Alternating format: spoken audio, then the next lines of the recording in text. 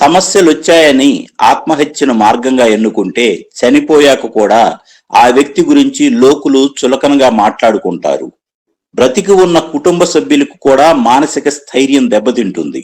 ఆ కుటుంబంలో చిన్నారులుంటే వారి మానసిక ఎదుగుదల మీద ఈ సంఘటన దుష్పరిణామాలు చూపించే అవకాశం ఉంది. కారణం ఏదైనా ఒక వ్యక్తి ఆత్మహత్యకు పాల్పడ్డాడంటే అతనికి లేదా ఆమెకు ఏవో సమస్యలు ఉన్నాయని, వాటిని తట్టుకోలేక గత్యంతరం లేని పరిస్థితుల్లో వారు ఆత్మహత్య చేసుకున్నారని మనం అనుకోవాలి. ఏదైనా గాని మానసిక ఒత్తిడి ప్రధాన కారణం. అయితే లోతుగా విశ్లేషించటానికి ముందుగా చాలా కాలంగా నా మనసును తొలిచేస్తున్న ఒక ప్రశ్న మీ ముందుంచుతాను. మనం రాసుకునేవి, చదువుకునేవి, నేర్చుకునేవి తప్పులైనప్పుడు కొత్త ఆలోచనలు ఎలా వస్తాయని నా ప్రశ్న. ఎప్పుడో ఎవరో ఒక ఆయన ఆత్మహత్య పిరికివారు చేసుకుంటారన్నాడు. ఇది మాత్రం ముమ్మాటికి తప్పు. ఎవరు ఆత్మహత్య చేసుకున్నా బ్రతికి ఒడ్డున ఉన్న మనమంతా వారి వారి వ్యక్తిగత సమస్యలను, సుదీర్ఘమైన వారి జీవన పోరాటాన్ని పరిగణలోనికి తీసుకోకుండా ఆత్మహత్య పెరిగితనం, చేతగానితనం అని తీర్మానించటం ఆత్మహత్య చేసుకున్న వారిని మరొక్కసారి చంపటమే అవుతుంది. ఇది క్షమించరాని బాధ్యతారాహిత్యం. ఎందుకంటే ఈ సృష్టిలోని ప్రతి జీవి ప్రాథమికంగా ప్రాణాలు నిలుపుకోవటం కోసం పోరాటం చేయటం సహజ లక్షణం. బుద్ధిజీవి అయిన మనిషి మరింత అదనంగా ప్రాణాలు నిలుపుకోవాలనే ప్రయత్నిస్తాడు. ఇది నిర్వివాదాంశం. కాబట్టి ఆత్మహత్య చేసుకోవటానికి ఎంతో ధైర్యం కావాలనేది వాస్తవం. ఆత్మహత్య చేసుకున్న వారిని పిరికివారిగా అభివర్ణించడం తప్పు అంటున్నానే గాని ఆత్మహత్యను తీవ్రంగా వ్యతిరేకిస్తున్నాను. అయితే బాధ్యతలన్నీ తీరిపోయిన వారు బ్రతికింది చాలే అనుకుని సంతృప్తి పడి బ్రతుకు చాలించదలుచుకుని ఆత్మహత్య చేసుకుంటే అది వారి వ్యక్తిగత నిర్ణయంగా వదిలేయాలి. ఇది మినహాయింపు. కానీ కారణాలు ఏమైనా గాని ఇతరులెవ్వరికీ చనిపోయే హక్కు లేదు. బతకటం అంటేనే బాధ్యతలు నిర్వహించటం. ఆత్మహత్య అంటే బాధ్యతల నుండి పారిపోవటమేగా. Today is world suicide prevention day, అంటే ఆత్మహత్య నిరోధక రోజు. ఈ విషయం విన్న కొంతమంది teachers' day, mothers' day, fathers' day, women's day, suicide prevention day ఏదో ఒకటి పనిపాట లేని వాళ్ళు ప్రకటిస్తుంటారులే అని తృణీకరణగా వ్యాఖ్యానించవచ్చును. అలా వ్యాఖ్యానించడం నేను విన్నాను కూడా. వారు అర్థం చేసుకోవలసిన విషయం ఏమంటే ఈనాడు సతీ సహగమనం గురించి ఎవరూ అనుకోవలసిన అవసరం లేదు కూడా.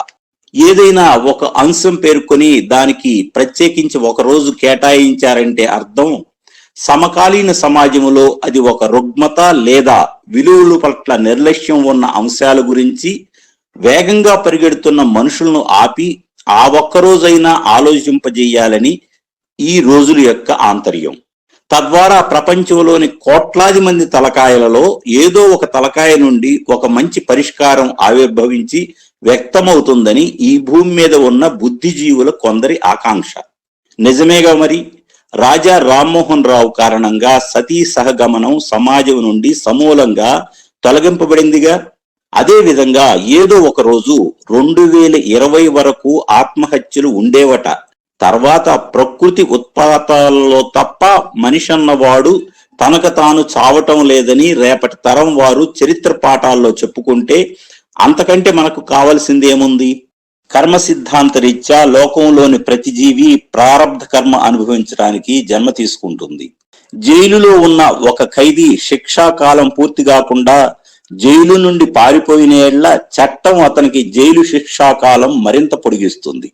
అదేవిధంగా నిర్ణీత పాపఫలం అనుభవించవలసి ఉన్న జీవి ఆత్మహత్య చేసుకున్నాడంటే జీవితాంతం అనుభవించాల్సిన పాపఫలం తాలూకు శిక్ష నుండి తప్పించుకునేందుకు సిద్ధపడ్డాడని ఆంతర్యం. అంటే జైలు నుండి పారిపోయిన ఖైదీ లాంటి వాడన్నమాట. ఈ లెక్కన ఆత్మహత్య వలన ఆ వ్యక్తి అదనంగా మరింత ఎక్కువ పాపం చేశాడని మనం అర్థం చేసుకోవాలి. అందుకే ఆత్మహత్య మహాపాపం అన్నారు పెద్దలు. మన జీవితంలో ఎదురయ్యే అన్ని సంఘటనలు తర్కానికి అందవు. ఒక్క కర్మ సిద్ధాంతం మాత్రమే అన్నిటికీ సమాధానం చెబుతుంది. ఆత్మహత్య మహాపాపం అనే విషయం తెలుసుకున్నాం. ఇప్పుడు ఆ పరిస్థితిని ఏ విధంగా ఎదుర్కోవాలో పరిశీలిద్దాం. ముందుగా కర్మ సిద్ధాంతం గురించి పూర్తిగా అవగాహన పెంపొందించుకోవాలి. మనకే ఇలాగే ఎందుకు జరుగుతుంది అని విచారిస్తూ కూర్చోకుండా సమస్యలను ఎదుర్కోవటం నేర్చుకోవాలి. ఈనాడు మనకు ఎదురైన పరిణామాలు ఏదో ఒకనాడు మనం సృష్టించిన కారణాల ఫలితమే అని గుర్తిరిగి ప్రవర్తించాలి. స్వీయ లోపాలు అర్థం చేసుకుని వాటిని అంగీకరించిన ఎడ్ల లోపాలను సవరించుకోవటం పెద్ద కష్టమేమీ కాదు. ఒకవేళ తలకు మించిన అప్పులు చేసి వాటిని తీర్చలేక ఆత్మహత్య చేసుకున్నాడు అనుకుందాం. ఆ వ్యక్తి చనిపోయినప్పటికీ రుణదాతలు అతని కుటుంబ సభ్యులను కలిసి ఏ విధంగానైనా డబ్బు రాబట్టుకోవాలని చూస్తారు. ఆ విధంగా కుటుంబ సభ్యులకు కష్టాలు తెచ్చిపెట్టినట్లే. అప్పులిచ్చిన వాళ్ళు, వారి కుటుంబ సభ్యులు అందరూ కలిసి ఆత్మహత్య చేసుకున్న వ్యక్తిని, అతని కుటుంబాన్ని శాపనార్థాలు పెడతారు. వారు కూడా క్షోభకు గురవుతారు. ఇవన్నీ కలిపి మరికొంత పాపం అతని సంచిత కర్మకు కలుపబడుతుంది. చనిపోయినంత మాత్రాన అతనికి రుణవిముక్తి కాదు సరికదా, అప్పిచ్చిన వారి నుండి క్షమాపణ కూడా దొరకదు. అదే జీవించి ఉన్న ఎడ్ల రుణదాతలను ప్రాధేయపడి ఆలస్యమైనందుకు మన్నించమని కోరవచ్చును. అప్పు చెల్లించడానికి కొంత గడువు అడగవచ్చును. సులభ వాయిదాలు కోరవచ్చును. తన నిస్సహాయ పరిస్థితి వివరించవచ్చును. ఇదంతా నిజాయితీగా చేసిన ఎడ్ల ఆత్మహత్య చేసుకోవాల్సిన అవసరం ఉండదు. ఆత్మవిశ్వాసంతో నిరంతర ప్రయత్నం చేస్తూ అప్పు తీర్చాలని దృఢంగా సంకల్పించిన ఎడ్ల ఖచ్చితంగా ఆ వ్యక్తి తక్కువ కాలంలోనే ఆత్మహత్య ఆలోచనల నుండి పూర్తిగా విముక్తుడవుతాడు. ఇంత వివరంగా విశ్లేషించుకుంటే భవిష్యత్తులో ఏ వ్యక్తి ఆత్మహత్య చేసుకోవాలని ఆలోచించడు. అది ఎంతటి క్లిష్ట పరిస్థితి అయినా ధైర్యంగా ఎదుర్కొంటాడు. మరో ముఖ్య విషయం ఏమిటంటే, జీవితంలో ఎదురు దెబ్బలు తింటున్న వ్యక్తి తన సమస్యలను కుటుంబ సభ్యులతో, ఆత్మీయులతో, స్నేహితులతో పారదర్శకంగా ఉన్నది ఉన్నట్లు చెప్పాలి. వీళ్ళకి చెబితే నన్ను లోకువు చేస్తారు అని ఆత్మన్యూనత గలవారు కుడితిలో పడ్డ ఎలుకలాగా ఎప్పటికీ బయటికి రాలేరు. అసలు ఆత్మహత్య చేసుకోవాలనుకున్న మరుక్షణం చచ్చిన తర్వాత జరగబోయే తంతును దృశ్య రూపంలో ఊహించి దర్శించి తన చావుతో ఎవరికైనా చచ్చే చావు వచ్చిందేమో గమనించాలి. పిల్లల చదువులు, పెళ్లిళ్ళు లాంటి కీలకమైన బాధ్యతలు పూర్తి చేయని వ్యక్తులు అసలు ఆత్మహత్య చేసుకోవటానికి అనర్హులు. లోకంలో అందరి జీవితాలు కష్టసుఖాల కలయికే గాని సంపూర్ణ సంతోషంగా ఎవరూ లేరు. ఆత్మహత్య ఆలోచన లేకపోయినా త్వరగా చనిపోతే బాగుండును అని కోరుకుంటున్న వారు అనేకులు. ఏతావాత తేలిందేమంటే, ఏ రకమైన కష్టాలు అనే విషయం పక్కన పెడితే మనుషులంతా ఏదో రకమైన కష్టం అనునిత్యం ఎదుర్కొంటూనే ఉంటున్నారు. జ్ఞానం చేత, వివేకం చేత ఆత్మహత్యను అధిగమించాలి. ఇందుకు మీడియా వారు, రచయితలు, ప్రవచనకర్తలు అందరూ తోడ్పడాలి. సర్వేజన సుఖినో భవంతు.